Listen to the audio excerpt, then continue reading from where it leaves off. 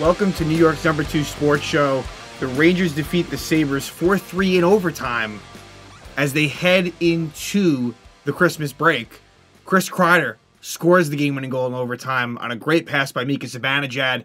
Igor Shesterkin was amazing in the overtime, and we've seen that from him. Like, Igor, as much of a struggle as it's been for him at times this season, and maybe even that's slightly overblown, he has just been unbelievable.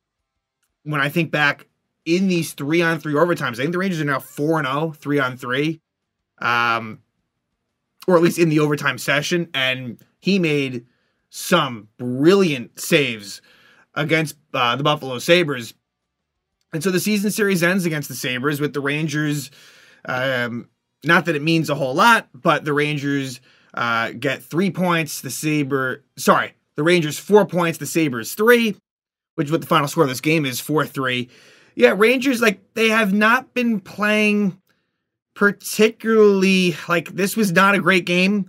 I think this back-to-back, wasn't the best hockey, but, the Rangers never trailed, always had the lead. Sabres tied it up on a couple of different occasions, but they find a way.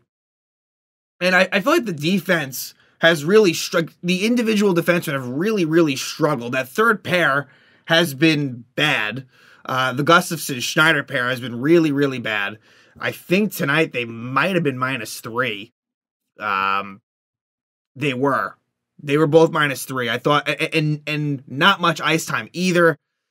And, Keandre Miller has not been very good. And who knows, maybe the personal issues are affecting his on-ice play, but Keandre, you're waiting for him to kind of really break through and break out as a, young NHL defenseman, and it's not really quite happening.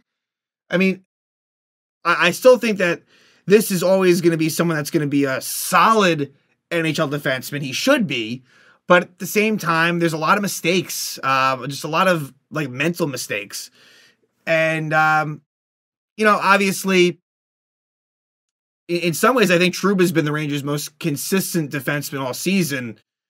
He's not without his warts, and he doesn't provide a whole lot offensively. Although when you look at his assists, it's actually a lot more than you'd think.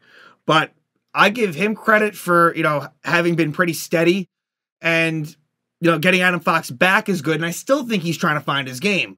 But Fox ends up a +3 and made some nice plays. But tonight, it was really, they find a way. They score on the power play. They score 3-on-3. And look, the Rangers, that's what they do sometimes. And it's not necessarily sustainable, but the Rangers do have the best record in the National Hockey League. They're now 23-1. And it's nice that, after that bad loss last night, they're able to respond with the victory here against an inferior opponent, but one that has a lot of skill in Buffalo. And it's good, to have that good feeling going into a little mini break here. So let's discuss this one. First period, I thought the Rangers played pretty well. And I thought that the first period was their best period of the game. And they were rewarded for it with a goal by Ryan Lindgren. At 7:19, Lindgren's second goal of the season from Brodzinski and Bonino. So kind of just an innocent enough shot from the point, or a wrist shot, and I think Will Cooley provided the screens. So that's a goal. I mean, look, you don't really see that third line, we'll call it that, score too many goals, and they're able to do that there. Lindgren with the goal gives the Rangers a 1-0 lead. Then at 15:35, before that, at 14:18, Jordan Greenway hooks Vincent Trocheck. So again, Trocheck continuing to draw a lot of penalties. He does so there. And on that power play, it's Panarin scoring his 18th goal of the season from Zibanejad. And this was a one where Luukkonen, the Sabre goalie, who played well against the Rangers, whatever it was, a month or so ago, I guess, when the Rangers were home against the Sabres, Luukkonen didn't see this one. I think he might have been screened. Good shot by Panarin, gives the Rangers a 2-0 lead, but a quick response from the Buffalo Sabres. A minute and 2 seconds later, it's a goal by Rasmus Dahlin, his 10th of the season from Greenway. And so now it is a 2-1 game. And Buffalo carries that into the second. a minute and 42 in, Jack Quinn scores his second goal of the season from Cousins and Peterka. And this was a play where, Gustafsson and Schneider just backing up, gives Quinn all the room to move in, and he scores past Shesterkin. So that ties it up at 2. But then the Rangers get the lead back. Zibanejad scores his 13th goal of the season from Kreider and Wheeler. So Kreider takes a shot. Nice backhand rebound goal by Mika. And that line has been steadily getting a little bit better. Wheeler's putting up some points. Like they seem to be more productive offensively, which is good to see. And Zibanejad has really been racking up the points. And this is what he does. He's one of the streakiest players in the league, but when he's rolling, he's very dangerous. So it's 3-2 Rangers at this point. Then you get a bunch of penalties. At 12:48, there was a big hit by Will Cooley on one of the Sabres, and Eric Johnson jumps in and fights Cooley. So Johnson is given an unsportsmanlike conduct penalty, essentially an instigator, I think is what, or was originally called there. And then he starts freaking out in the penalty box. He was really annoyed at the call. And, so he gets the original misconduct. Then he gets a game misconduct. He gets tossed from the game.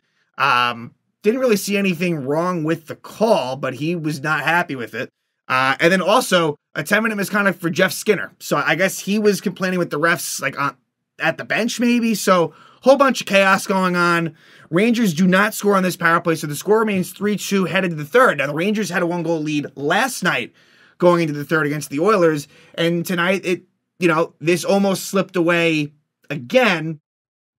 And at 6:50, Casey Middlestad scores his 9th of the season from Greenway at 6:50. So this is a play where Braden Schneider just loses the puck behind the net for really no reason, and it ends up in the back of the net. Just awful. Again, that third pair is a problem.